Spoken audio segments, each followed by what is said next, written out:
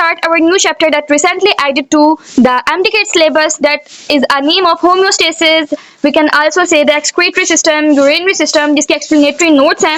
So let's start to discuss one by one from the startup. Homeostasis and urinary system both are connected together. Human urinary system के बारे में detail study करना या homeostasis पढ़ना, ये सब चीज़ें एक ही चीज़ में आ जाती हैं.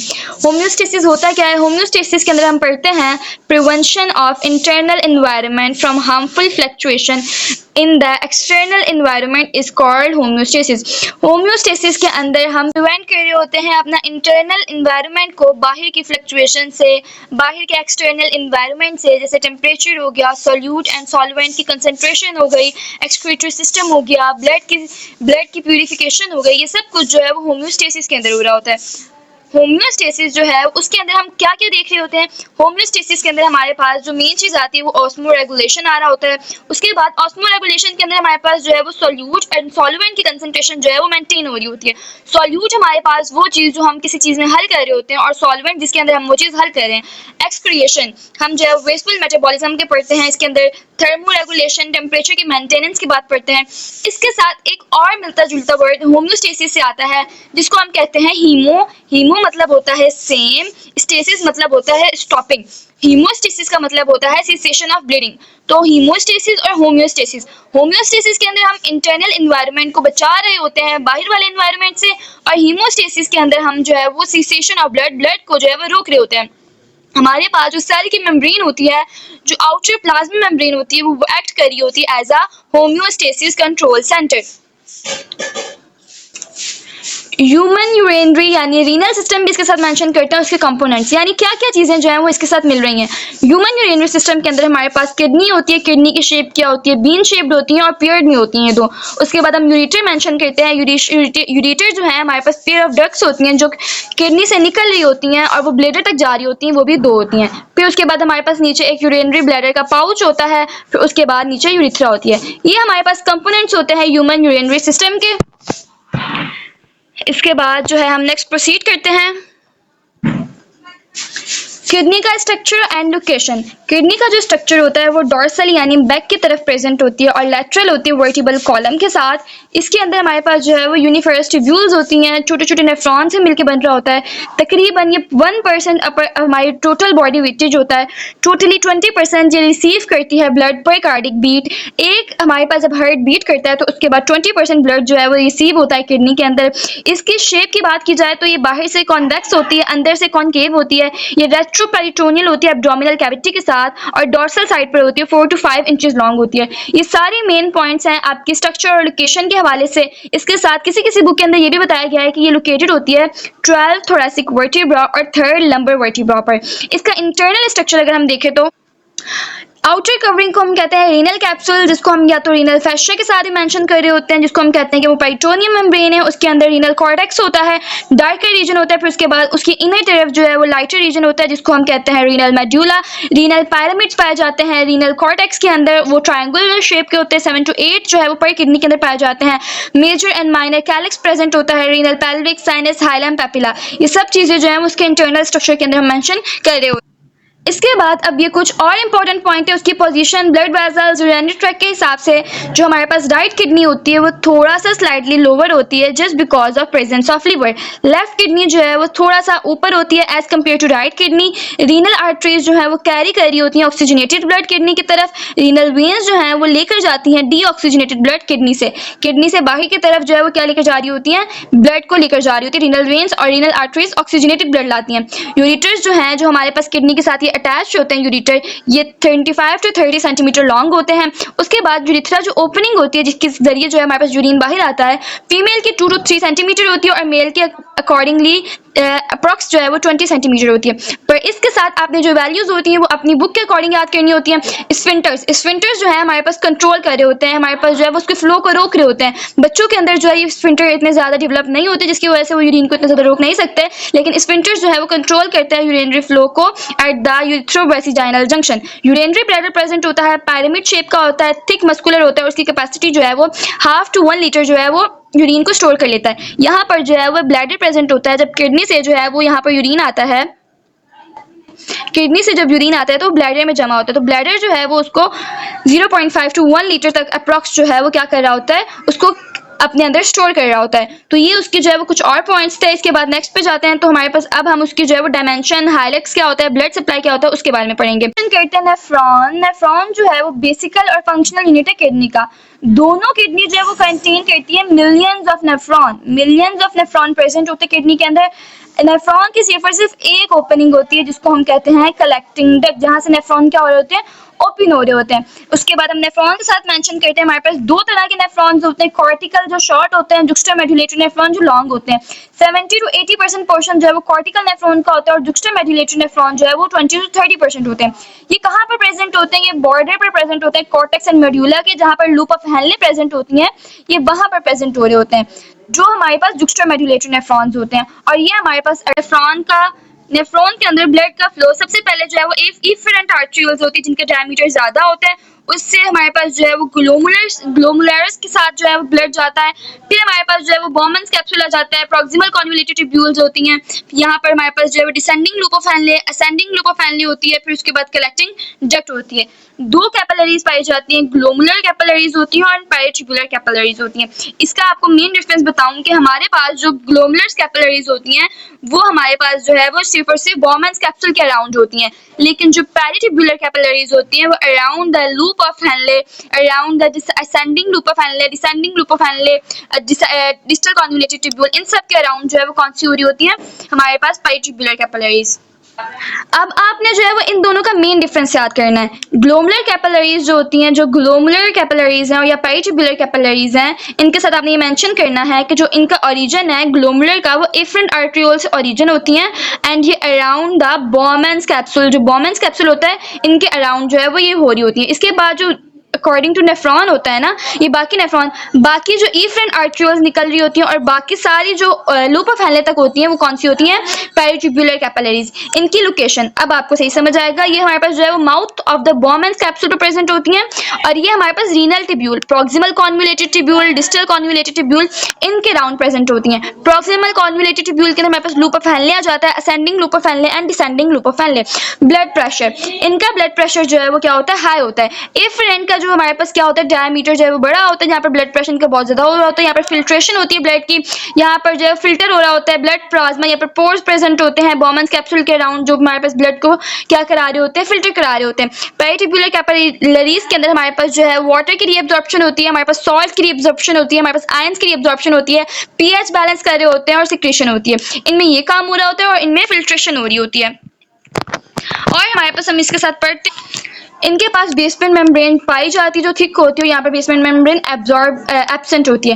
फिल्ट्रेशन कहाँ हो रही होती है, फिल्ट्रेशन ग्लोमुलर्स के पास हो रही होती है, पेरिट्यूबुलर के पास नहीं हो रही। एंड रिजल्ट के अंदर हमारे पास जो है वो क्या बनता है, स्टार्ट हो जाता है यूरिन फॉर्मेशन और यहाँ पर जो हमारे पास फाइन ट्यून, यानी उसकी अंदर से वाटर को हम एब्जॉर्ब कर रहे होते हैं, आयंस को एब्जॉर्ब कर रहे होते हैं, ग्लूकोज को एब्जॉर्ब कर रहे होते हैं, प्रोटीन्स वगैरह को वापस भेज रहे होते हैं और पीएच को बैलेंस कर रहे होते हैं। यहाँ पर हम जो है वो क्या कर रहे होते हैं, फाइन ट्यून कर रहे होते हैं यूरिन की कंपोजिशन के साथ।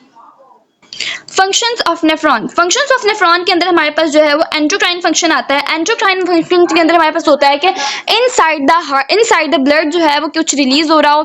दो तरह के फंक्शंस होते हैं, एक एंडोक्राइन होता है और एक्सोक्राइन। एक्सोक्राइन के अंदर उनकी अपनी कैपिलरीज होती हैं जहां से उनके हार्मोन्स वगैरह, उनका फ्लूइड वगैरह रिलीज हो रहा होता है, लेकिन एक्सोक्राइन के अंदर ऐसे हो रहा है। तो एंडोक्राइन जो है वो inside the blood hormone release हो रहे होते हैं, हार्मोन जो है वो रिलीज होते हैं इनसाइड द ब्लड। हमारे पास दो तरह के हार्मोन है मेंशन कर रहे हैं, रेनिन होता है और एरिथ्रोपोइटिन होता है, रेनिन एंड एरिथ्रोपोइटिन।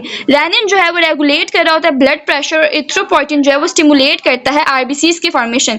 किडनी जो है वो क्या कर रही होती है, वो प्रोड्यूस करती है active form of vitamin D3 जो एब्जॉर्ब करता है कैल्शियम और फॉस्फेट को। अब आपने जो है वो इसकी पूरी फिल्ट्रेशन और प्रेशर फिल्ट्रेशन, अल्ट्रा फिल्ट्रेशन के साथ हम मेंशन कर रहे होते हैं ग्लोमुलर फिल्ट्रेशन को।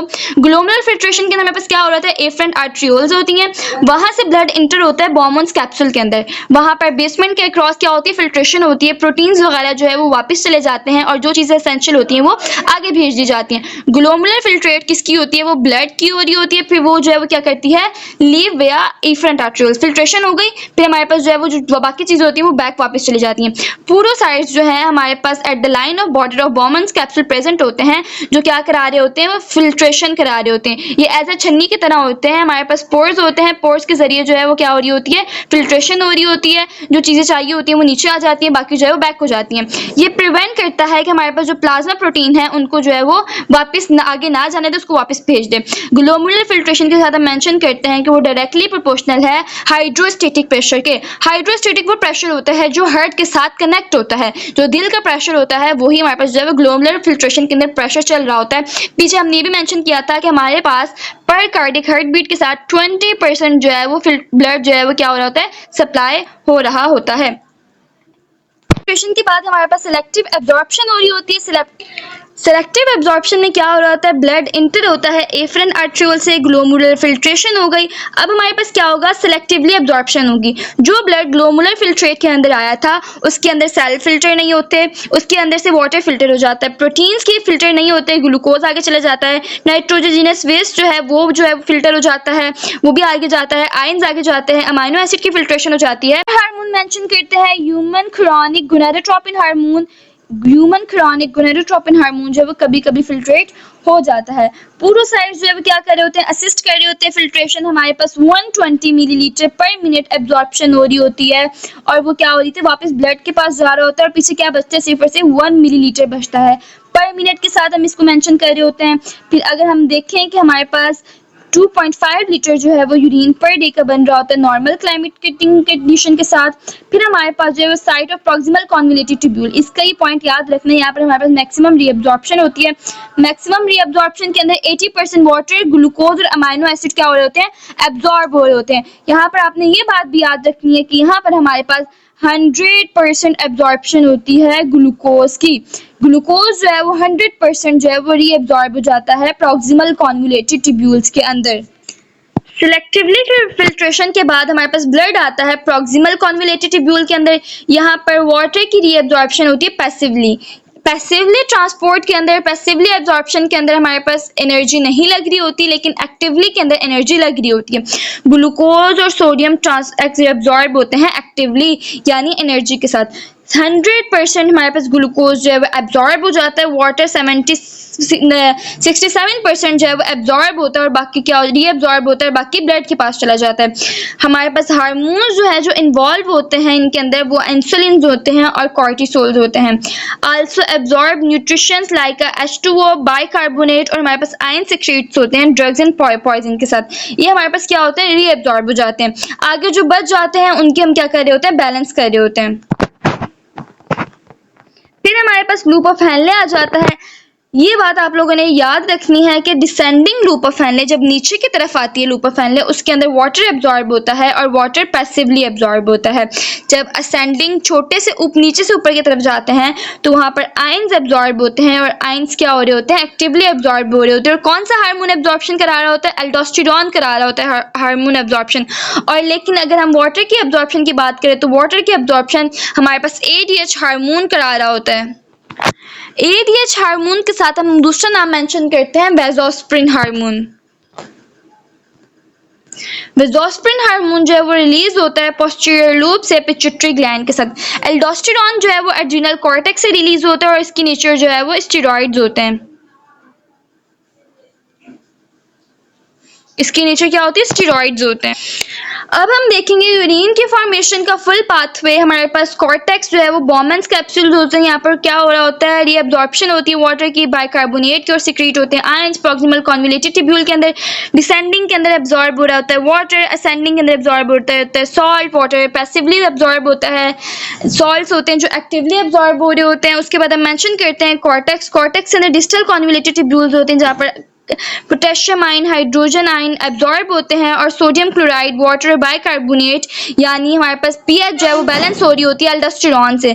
कलेक्टिंग डक्ट्स होती हैं। कलेक्टिंग डक्ट्स जो है वो कौन रेगुलेट कर रहा होता है, ADH हार्मोन रेगुलेट कर रहा होता है। वहां पर रीअब्जॉर्प्शन होती है और आल्सो हमारे पास जो है वो रीअब्जॉर्प्शन होती है यूरिया की और वाटर की। ये हमारे पास पूरा पाथवे था यूरिन फॉर्मेशन का। ओवरऑल किडनी का फंक्शन क्या होता है, किडनी एब्जॉर्ब करता है active form of vitamin D3 जो एब्जॉर्ब कराता है कैल्शियम और पोटेशियम को। ये बैलेंस कर रहा होता है पीएच को एडजस्ट करके बाइकार्बोनेट और वो कहाँ पर हो रही होती है, एक्सक्रीटेड इन यूरिन। यूरिन के अंदर जो एक्सक्रीट होती है वो उसको क्या करा रहा होता है, उसको बैलेंस करा रहा होता है। ये कहाँ पर होगा? ये डिस्टल कॉन्वोल्यूटेड ट्यूब्यूल के अंदर होता है। बाइकार्बोनेट के साथ हमारे पास क्या हो रही होती है? डीएब्जॉर्प्शन हो रही होती है। वाटर जो है वो रेगुलेट करता है पीएच, वाटर जो है वो रेगुलेट करता है, यहाँ पर वाटर का बैलेंस रेगुलेट हो रहा होता है। डाइल्यूट वर्सेस कॉन्सेंट्रेटेड यूरिन जो है वो पर क्लाइमेट कंडीशन जो है वो बन रहे होते हैं। अब इसके साथ हमारे पास एक न्यू टॉपिक जो है वो इसी के अंदर ऐड हुआ है आपके पीएमडीसीसी सिलेबस के अंदर साफ साफ लिखा हुआ है किडनी स्टोन्स। किडनी स्टोन्स को भी आपने अच्छे तरीके से पढ़ना है कि किस तरह किडनी के स्टोन्स बन रहे होते हैं और कौन सी चीजें जो है उसको बनाने के लिए रिस्पॉन्सिबल होती हैं। वो कंडीशन जब किडनी में स्टोन प्रेजेंट होते हैं तो हम उसको कहते हैं, एक सेकेंड, वो कंडीशन जब किडनी में स्टोन प्रेजेंट होते हैं तो उसको हम कहते हैं नेफ्रोलिथेलिसिस। नेफ्रोलिथेलिसिस का मतलब होता है presence of stone in kidney. Presence of stone in kidney is called nephrolithiasis और यूरिलिथेलिसिस। किडनी स्टोन्स क्या होते हैं? स्टोन हार्ड मिनरलाइज्ड फॉर्म होती है जिनका एवरेज साइज 2 to 3 मिलीमीटर होता है। इन्फ्लेमेशन होती है किडनी में, उस कंडीशन को हम कहते हैं लिथोनेफ्रोलिथेलिसिस। फिर उसके बाद हम केमिकल कंपोजिशन पढ़ेंगे। स्टोन्स की जो है वो केमिकल कंपोजिशन क्या होती है? कैल्शियम ऑक्सलेट की वजह से हमारे पास 80% जो है वो किडनी के चांसेस होते हैं। कैल्शियम फॉस्फेट जो है वो 50% प्रेजेंट होता है स्टोन्स के अंदर। यूरिक एसिड जो है वो 10% रिस्पॉन्सिबल होते हैं और सिस्टीन जो है वो 1% होता है। स्टीरॉयड जो है वो इन्फेक्शियस होते हैं, जो बैक्टीरिया की वजह से बन रहे होते हैं, वो 5 to 10% होते हैं। बहुत कॉमन और लेस कॉमन होते हैं। Condition lead to stone inflammation क्या किस वजह से हमारे पास हो रही होती है? इन स्टोन की जो बनना है वो किस वजह से हो रहा होता है? हाइपर यूरिकैल्सीमिया। हाइपर यूरिकैल्सीमिया के अंदर हमारे पास कैल्शियम का जो है वो इंक्रीज हो जाता है। हाइपर यूरिसीमिया पहले बाद में है हाइपर कैल्सीयूरिया। हाइपर यूरिसीमिया के अंदर हमारे पास क्या हो रहा होता है? सबसे ज्यादा जो है वो यूरिक एसिड जो है वो बन रहा होता है, हमारे पास अंदर जो है वो स्टोर हो रहा होता है, उसकी फिल्ट्रेशन नहीं हो रही होती है। फिर हमारे पास हाइपर कैल्सीयूरिया होता है। हाइपर कैल्सीयूरिया की वजह से हमारे पास कैल्शियम जो है वो बहुत ज्यादा हो जाता है ब्लड लेवल के अंदर। हमारे पास उसके बाद पढ़ते हैं हाइपर ऑक्सैलियूरिया। हाइपर ऑक्सैलियूरिया के अंदर हमारे पास ऑक्सलेट जो है वो बढ़ जाता है। हाइपर ऑक्सैलियूरिया के साथ ये भी मेंशन किया जाता है कि किस वजह से होता है? ये ग्रीन लीफी वेजिटेबल्स की वजह से होता है, टमाटोज की वजह से होता है। जब ये कंपाउंड जो है वो बहुत ज्यादा हो जाते हैं यूरिन के अंदर तो हमारे पास क्या बनते हैं? क्रिस्टल बनते हैं। हाइपर यूरिसीमिया के साथ हम मेंशन करते हैं कि यूरिक एसिड बढ़ जाता है ब्लड के अंदर। और यूरिक एसिड किस वजह से बढ़ता है? गाउट। यूरिक एसिड की वजह से हमारे पास क्या हो सकती है? गाउट हो सकती है। और ये जो है वो बीफ से होता है। बीफ जब हम खाते हैं तो उसका जो लास्ट बाय प्रोडक्ट होता है वो तकरीबन 10% जो है वो हाइपर यूरिसीमिया यानी यूरिक एसिड जो हमें दे रहा होता है। किडनी स्टोन के साथ हम मेंशन करते हैं सिम्टम्स एंड ट्रीटमेंट में। उसके अंदर हमारे पास पेन हो रही होती है ड्यूरिंग मैक्चुरेशन, यूरिनेशन, हीमामेचूरिया यानी ब्लड इन यूरिन होता है, शार्प और इंटेंस पेन होता है, नोजिया होता है, दिल खराब होता है और वॉमिटिंग होती है। ट्रीटमेंट के साथ हम जो है इसके डिफरेंट ट्रीटमेंट यूज कर रहे होते हैं। एक्स्ट्रा कॉर्पोरियल शॉक लिथोट्रिप्सी हम यूज कर रहे होते हैं। शॉक वेव्स को यूज करते हैं, वो ब्रेक कर देते हैं स्टोन को फ्रैगमेंट्स के अंदर, फिर वो यूरिन के जरिए पास आउट हो जाते हैं। फिर हमारे पास जो है वो परक्यूटेनियस लिथोट्रिप्सी हो रही होती है। उसके अंदर हम जो है वो ग्रैप्सर की मदद से जो है वो स्टोन को बाहर निकालते हैं एनेस्थीसिया देकर।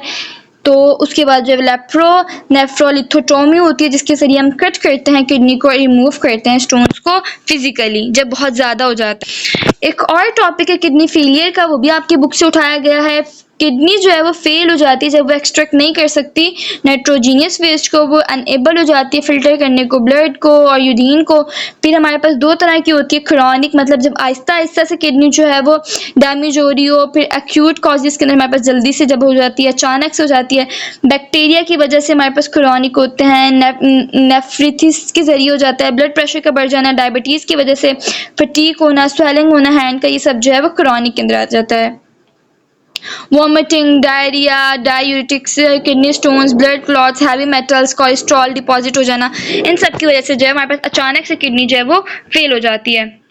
अब हमारे पास जो है इसके डायलिसिस होते हैं, दो तरह के डायलिसिस होते हैं, एक होता है टेम्प्रोरी ट्रीटमेंट, एक होता है हमारे पास जो है वो डायलिसिस, जिसके अंदर हम हीमोडायलिसिस देखते हैं और पाइट्रोनियल डायलिसिस देखते हैं। परमानेंट जो है वो ट्रांसप्लांट क्या होता है इसका, किडनी को ट्रांसप्लांट कर लेना। हीमोडायलिसिस बहुत कॉमन होता है, हम जो है वो हीमोडायलाइजर यूज कर होते हैं। एज आर्टिफिशियल किडनी भी हम इस प्रोसेस को मानते हैं। 4 घंटे का सेशन होता है, 2 to 3 टाइम्स जो है वो हो रहा है पर वीक। डायलिसिस जो है वो क्या होता है, फ्लूइड जो है हम अंदर डालते हैं, बॉडी की जो है वेन्स होती हैं उसके बॉडी के अंदर जो हम उसको फ्लूइड डाल रहे होते हैं। फिर हम क्या करते हैं, वहां से जब वो वापस फ्लूइड बाहर आता है तो वो चेंज कलर का हो जाता है और वेन्स के जरिए हम उस पूरे डायलाइजर को हटा देते हैं। पेरिटोनियल के अंदर हम जो है फ्लूइड इंटर कर देते हैं पेट के अंदर, फिर उसके बाद जो है डायलाइजर मशीन लगाते हैं, कैथर प्लेस करते हैं एक नेवल के अंदर। हमारे पास जो है 1 वीक लगती है उस साइड को हील करने के लिए, क्योंकि हम जो है वो कट करके डालते हैं और पेशेंट को उसके लिए ट्रेन किया जाता है। ये बहुत कम इफेक्टिव होता है और ये बहुत कम एक्सपेंसिव भी होता है। इसको हम 3 से 4 दफ़ा रिपीट करते हैं डेज के अंदर। डायलाइजेट के अंदर हमारे पास क्या होता है, हमारे पास H2O सॉल्ट और एडिटिव होते हैं जो हमारे पास सॉक कर होते हैं वेस्ट को, और हम उसको क्या कर देते हैं, ड्रेन आउट कर। समझ आया हो तो कमेंट में डन लाजमी लिखिएगा। अगर आपको ये नोट्स चाहिए तो मैं ये भी मेंशन कर दूंगी ड्राइव के अंदर, या आप मुझे कमेंट कर दीजिएगा, मैं आपको डायरेक्टली नोट सेंड कर दूंगी। सो अल्लाह हाफिज़।